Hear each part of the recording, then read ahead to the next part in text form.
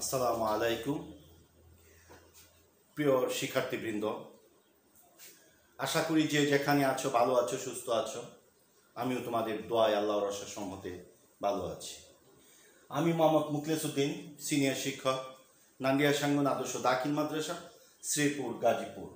Online ক্লাসের পক্ষ থেকে সকলকেই স্বাগত।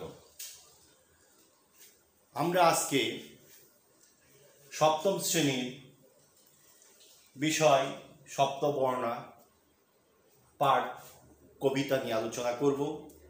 তো প্রিয় শিক্ষার্থীবৃন্দ, যে যেখানে আছো বই খাতা কলম নিয়ে আমার সাথে যুক্ত হওয়ার জন্য আহ্বান রাখছি এবং ক্লাসটি মনোযোগ সহকারে দেখো, শোনো। শিক্ষার্থীবৃন্দ, স্ক্রিনে তোমরা একটি ছবি লক্ষ্য করছো। আমরা সকলেই জানি, চিনি এবং দেখেছি বহুবার। জাতির জনক বঙ্গবন্ধু শেখ মুজিবুর রহমান ঐতিহাসিক ভাষণ 7ই মার্চের তার একটি ছবি, ওনার একটি ছবি এখানে রয়েছে, তোমরা দেখতে পাচ্ছ। তো এই বঙ্গবন্ধু শেখ মুজিবুর রহমান জাতির জনক, ওনাকে নিয়ে একটি কবিতা তোমাদের পাঠ্যপুস্তকে রয়েছে। আমরা সেই কবিতা নিয়ে কিন্তু আজকে আলোচনা করব। শিক্ষার্থীবৃন্দ, নিশ্চয়ই তোমরা বুঝতে পারছো আজকের পাঠের বিষয় শুনো একটি মজিবরের থেকে। গৌরী প্রসন্ন মজুমদার লিখেছেন। দেখো, কবিতাটি নামের মাধ্যমেই তোমরা খুব সুন্দরভাবে বুঝতে পারছো যে আমাদের জাতির জনক বঙ্গবন্ধু শেখ মুজিবুর রহমান সম্পর্কে তিনি এই কবিতাটি লিখেছেন। গৌরী প্রসন্ন মজুমদার, শুনো একটি মজিবরের থেকে। তো তোমরা নিশ্চয়ই অবগত আছো আমাদের এই স্বাধীনতা, আমাদের এই বাংলাদেশের জনক, শতবর্ষ সারা বাঙালিদের শ্রেষ্ঠ বাঙালি জাতির জনক বঙ্গবন্ধু শেখ মুজিবুর রহমান,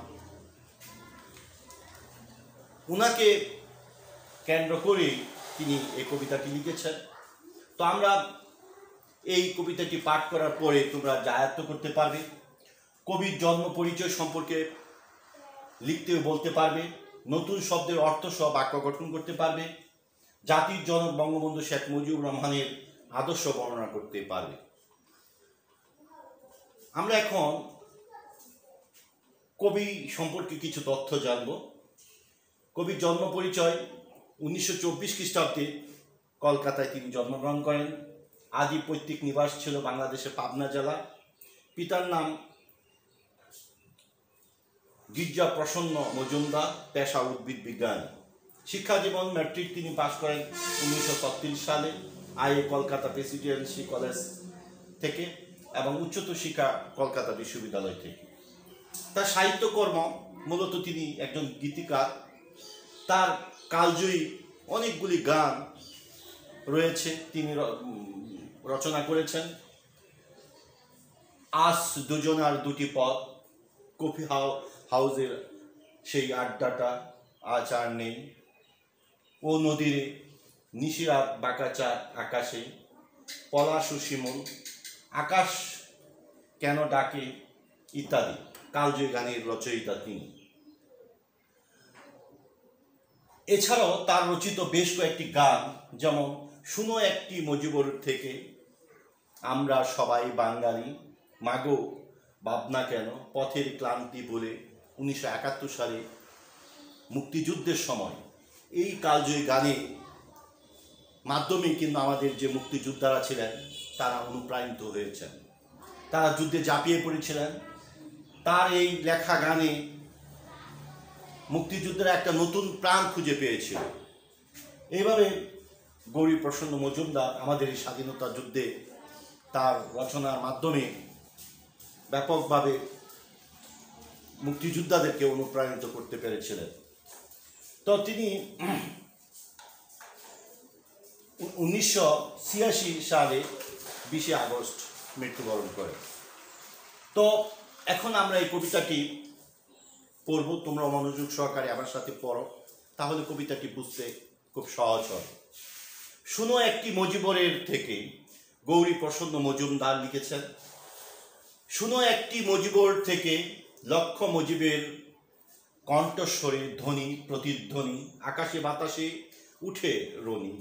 বাংলাদেশ আমার বাংলাদেশ, সেই সবুজের বুক চারা মেটু পথে আবার যে যাব ফিরে, আমার হারানো বাংলাকে আবার তো ফিরে পাবো।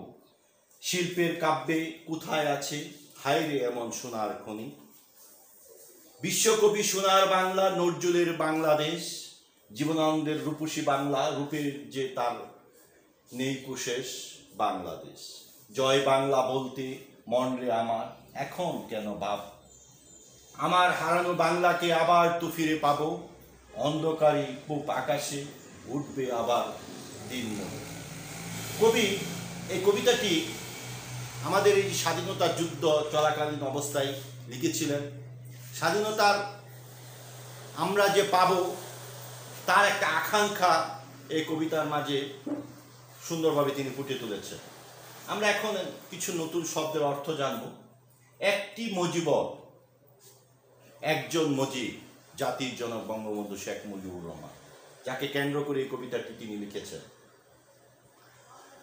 দিনমণি, সূর্য, জয় বাংলা, যে স্লোগান, যে জয় বাংলার স্লোগানের মাধ্যমে আমরা স্বাধীনতা অর্জন করেছি, বাঙালিদের একটি মনের যে অনুপ্রেরণার ধ্বনি হলো জয় বাংলা। তো আমরা কিছু টিকা আলোচনা করব। টিকা আলোচনার মাধ্যমে আমরা কিন্তু এই কবিতাটি সুন্দরভাবে বোঝার জন্য খুবই গুরুত্বপূর্ণ ভূমিকা রাখবে টিকাগুলি যদি আমরা বুঝতে পারি। একটি মজিবর মানে একজন মজিব, যার কোনো তুলনা হয় না, জাতির জনক বঙ্গবন্ধু শেখ মুজিবুর রহমান, স্বাধীনতাকামী বাঙালি জাতির আশা ভরসার একমাত্র আশ্রয়স্থল। এই জাতির জনক বঙ্গবন্ধুর ডাকেই বাঙালিরা স্বাধীনতার যুদ্ধে ঝাঁপিয়ে পড়েছিল। তার ঐতিহাসিক 7ই মার্চের ভাষণ, তিনি 26শে মার্চের স্বাধীনতা ঘোষণার মধ্য দিয়ে কিন্তু বাঙালিরা দীর্ঘ 9 মাস যুদ্ধ করে একটি স্বাধীন রাষ্ট্র আমরা পেয়েছি। সেই একটি মুজিবর মানে একজন মুজিব, জাতির পিতা বঙ্গবন্ধু শেখ মুজিবুর রহমান। পরে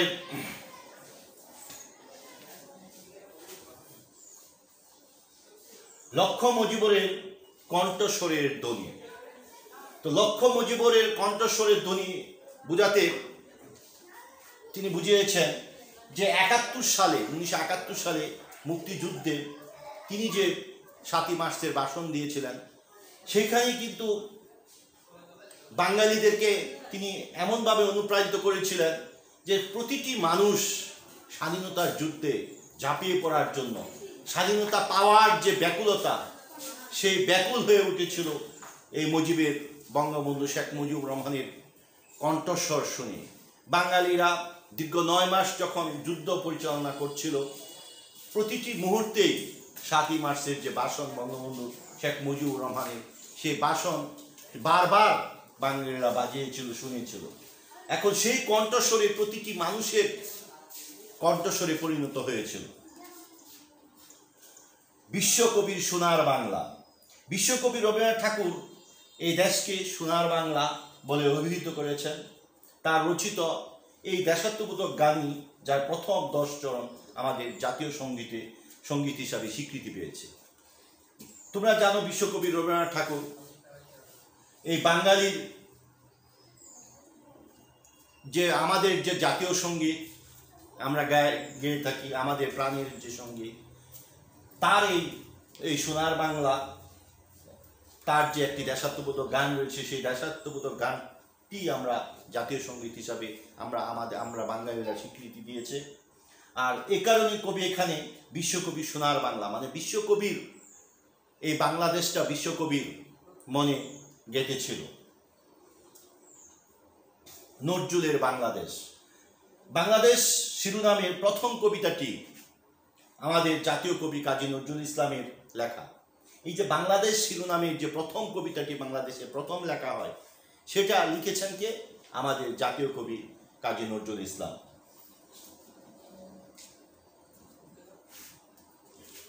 জীবনানন্দের রূপসী বাংলা। জীবনানন্দ দাশ সম্পর্কে তোমরা সকলেই জানো যে জীবনানন্দ দাশ ছিলেন বাংলাদেশের যে রূপের প্রাকৃতিক যে সৌন্দর্য, সেই সৌন্দর্যকে কিন্তু তিনি সুন্দরভাবে ফুটিয়ে তুলেছেন তার কবিতা, গল্প, প্রতিটি ক্ষেত্রে তিনি কিন্তু সুন্দর করে এই বাংলার প্রকৃতিকে আমাদের মাঝে সুন্দর করে তিনি ফুটিয়ে তুলেছেন। এ কারণে আমরা এই যে তার রূপসী বাংলা, এই রূপের যে শেষ নেই, সারা পৃথিবীতে খুঁজে এরকম সৌন্দর্য, এরকম প্রাকৃতিক সৌন্দর্য কোথাও খুঁজে পাওয়া যাবে না। তার প্রতিটি লেখার মাঝে কিন্তু তিনি এভাবে আমাদের সামনে উপস্থাপন করেছেন। এই কারণে কবি এখানে বলেছেন যে রূপসী বাংলা মানে জীবনানন্দ দাশের যে রূপসী বাংলা, তার যে চিন্তা চেতনা, তার অন্তরে যে বাংলার যে প্রকৃতিকে তিনি এত সুন্দর করে তিনি লালন করতেন, আর সেই সৌন্দর্য আমাদের মাঝে তিনি বিলিয়ে দিতেন বিভিন্ন রচনার মধ্য দিয়ে। এ কারণে এই কবিতার মাঝেও কবি জীবনানন্দের রূপসী বাংলাকে নিয়ে এসেছেন। জয় বাংলা বলতে ভাব, এই শব্দটি বোঝানো হয়েছে যে পাকিস্তান বিরোধী সকল সংগ্রাম আন্দোলনের জয় বাংলা স্লোগানই প্রকম্পিত হতো সারা দেশে। কারণ এই জয় বাংলা স্লোগানের মধ্য দিয়েই কিন্তু আমরা এই স্বাধীনতাটি পেয়েছি। বাঙালিরা প্রতিটি স্লোগান, পাকিস্তান হানাদার বাহিনীর বিরুদ্ধে যত রকমের স্লোগান হতো, শুরু করা হতো জয় বাংলা বলে। আমরা এতক্ষণ এই টিকা, এই কবিতার মাঝে যে টিকাগুলি রয়েছিল সেই টিকা নিয়ে আলোচনা করেছি। তো এখন আমরা কবিতাটি অনুচ্ছেদ বাই অনুচ্ছেদ, লাইন বা লাইন বোঝার চেষ্টা করব। তোমরা যদি এই টিকাগুলি সুন্দর করে এতক্ষণ যে মনোযোগ সহকারে শুনে থাকো, তাহলে আমরা এখন কবিতাটিও খুব ইজিভাবে তোমরা বুঝতে পারবে। কবি এভাবে শুরু করেছেন, শুনো একটি মজিবর থেকে লক্ষ মজিবের কণ্ঠস্বর, ধ্বনি প্রতিধ্বনি, আকাশে বাতাসে উঠে রনি, বাংলাদেশ আমার বাংলাদেশ। কবি বলতেছেন যে শুনো একটি মজিবর থেকে।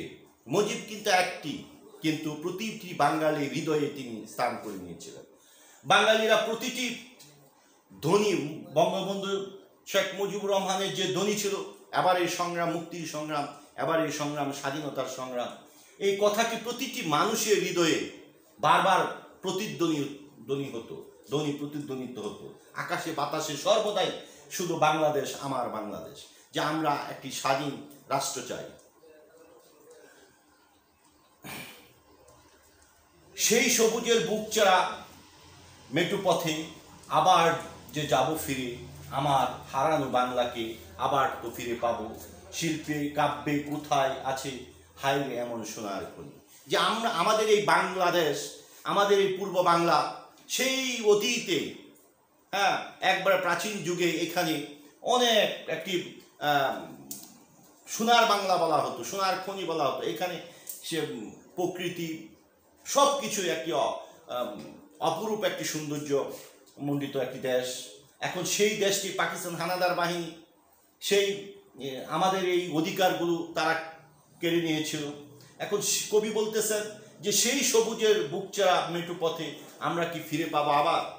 আমাদের যে হারানো যে ঐতিহ্যগুলি পাকিস্তানরা, পশ্চিম পাকিস্তানে আমাদেরকে শোষণ করেছে, বিভিন্ন ক্ষেত্রে বঞ্চিত করেছে, সব কিছু আমরা কি আবার নতুন করে ফিরে পাবো কিনা, সেই হারানো দিন কবি এখানে তিনি সেই হারানো দিন ফিরে পাওয়ার পথ ব্যক্ত করেছেন। তিনি বিশ্বকবির সোনার বাংলা, নজরুলের বাংলাদেশ, জীবনানন্দ দাশের রূপসী বাংলা, রূপের যে তার নেইকু শেষ বাংলাদেশ। বলতেছেন আমাদের এই বাংলাদেশের সাহিত্যে, শিল্পে বিভিন্নভাবে অবদান রেখেছেন বিশ্বকবি রবীন্দ্রনাথ ঠাকুর। তিনি সোনার বাংলা বলে অভিহিত করেছেন আমাদের এই বাংলাদেশকে। নজরুলের বাংলাদেশ, আমাদের জাতীয় কবি কাজী নজরুল ইসলাম, তিনি প্রথম কবিতা লিখেছেন এই বাংলাদেশ সম্পর্কে, বাংলাদেশ শিরোনামে। জীবনানন্দ দাশের রূপসী বাংলা, এই যে বাংলাদেশের যে প্রকৃতির যে সৌন্দর্য, প্রকৃতির যে অপরূপ সৌন্দর্য, সে অপরূপ সৌন্দর্য তিনি তার কবিতার মাঝে সুন্দরভাবে ফুটিয়ে তুলেছেন। রূপসী বাংলা, রূপের যে তার নেই কু শেষ বাংলাদেশ। এই যে এত লেখক কবিদের মনে তারা সুন্দরভাবে আমাদের এই প্রকৃতিকে, আমাদের এই দেশকে এত বেশি ভালোবাসতেন, সেই ভালোবাসার প্রতিফলন তাদের এই লেখার মাধ্যমে কিন্তু সুন্দরভাবে ফুটে তুলেছেন। আর সেই কারণে কবি এই কবিতার মাঝে উনাদের গুণ কীর্তন করেছেন বঙ্গবন্ধু শেখ মুজিবুর রহমানের পাশাপাশি। জয় বাংলা বলতে মন রে আমার এখন কেন বাপ, আমার হারানো বাংলাকে আবার তো ফিরে পাবো, অন্ধকারে পূব আকাশে উঠবে আবার দিনমণি। মানে নতুন সূর্য আবার উঠবে, নিশ্চয়ই তিনি এভাবে আশা করতেছেন যে জয় বাংলা বলতে মন রে আমার এখন কেন বাপ, আমার হারানো বাংলাকে আবার তো ফিরে পাবো, অন্ধকারের পূব আকাশে উঠবে আবার দিনমণি। যে এই যে একটি অত্যাচার, নির্যাতন, বৈষম্য, আমাদের উপর যে নিপীড়ন চালানো হয়েছে পশ্চিম পাকিস্তানরা আমাদেরকে যে দমানোর জন্য আমাদের স্বাধীনতাকে বিভিন্নভাবে হরণ করেছিল, আর সেই কারণে জাতির জনক বঙ্গবন্ধু শেখ মুজিবুর রহমানের নেতৃত্বে একটি স্বাধীন রাষ্ট্র পাওয়ার আশায় 1971 সালে 26শে মার্চ তিনি যখন স্বাধীনতার ঘোষণা দেন, সেই ঘোষণার মধ্য দিয়েই কিন্তু এই জয় বাংলা প্রতিটি গ্রাম শহর প্রত্যেকটি অঞ্চলে এই ধ্বনি বারবার ঘুরে ফিরে আসছিল। আর সেই কারণে তিনি কবি আশা করছেন নিশ্চয়ই আমাদের দেশে যে অন্ধকার নেমে এসেছে সে অন্ধকার দূর হয়ে পূব আকাশে আবার নতুন সূর্য জাগ্রত হবে, সেই আশায় তিনি কিন্তু এই কবিতার মাঝে ব্যক্ত করেছেন।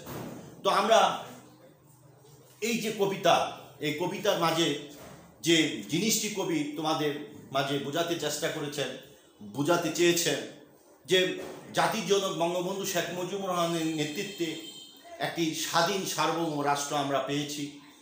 যখন যুদ্ধ হচ্ছিল আমরা পরাধীন, এই যে বাঙালিদেরকে অনুপ্রাণিত করার জন্য, বাঙালিদের মুক্তিযোদ্ধাদের অনুপ্রাণিত করার জন্য একটি স্বাধীন রাষ্ট্র পাওয়ার আশায় কবি এই কবিতাটি লিখেছেন। তো আমরা কিছু কাজ দিচ্ছি, তোমরা লিখে নাও, বাড়িতে বসে বসে চেষ্টা করবে, তাহলে দেখবে তোমাদের যে কোনো সৃজনশীল প্রশ্নগুলি উত্তর দেওয়া সহজ হবে। যেমন গৌরী প্রসন্ন মজুমদার কোথায় জন্মগ্রহণ করেন, কত সালে তার মুক্তিযুদ্ধ মৈত্রী সম্মাননা জানানো হয়। গৌরী প্রসন্ন মজুমদার তার আদি পৈতৃক নিবাস পাবনা জেলায় জন্মগ্রহণ করেন। 2012 সালে তাকে মুক্তিযুদ্ধের মৈত্রী সম্মাননা জানানো হয়। কার রূপের শেষ নেই, জয় বাংলা বলতে কার মন এখনো ভাবে, আমাদের দেশের জাতীয় সঙ্গীত রচয়িতাকে, নজরুলের বাংলাদেশ এখানে বাংলাদেশ কি। উত্তর গুলো আমি বলে দিচ্ছি, তোমরা মিলে নাও।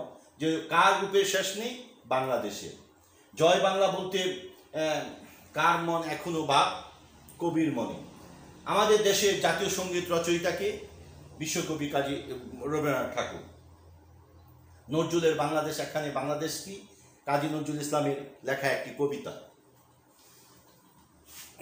গৌরী প্রসন্ন মজুমদার শুনো একটি মজিবরের থেকে কবিতাটি কখন রচনা করেন?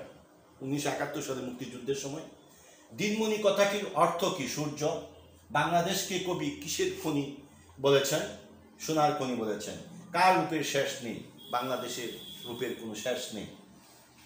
তোমরা একটি বাড়ির কাজ খাতায় তুলে নাও।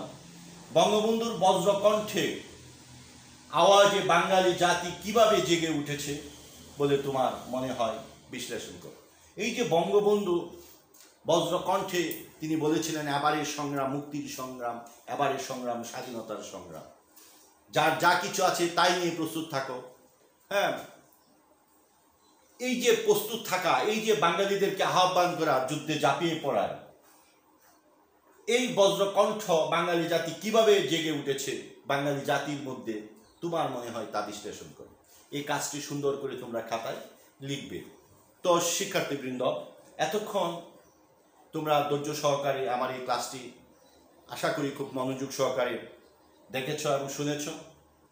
তোমরা তোমাদের প্রতিষ্ঠান দেখো এখন খোলা সম্ভব হচ্ছে না, আমরা কিন্তু অনলাইন ক্লাসগুলি অব্যাহত রেখেছি। তোমরা এই ক্লাসগুলি মনোযোগ সহকারে দেখবে, নিশ্চয়ই তোমরা কম বেশি উপকৃত হবে।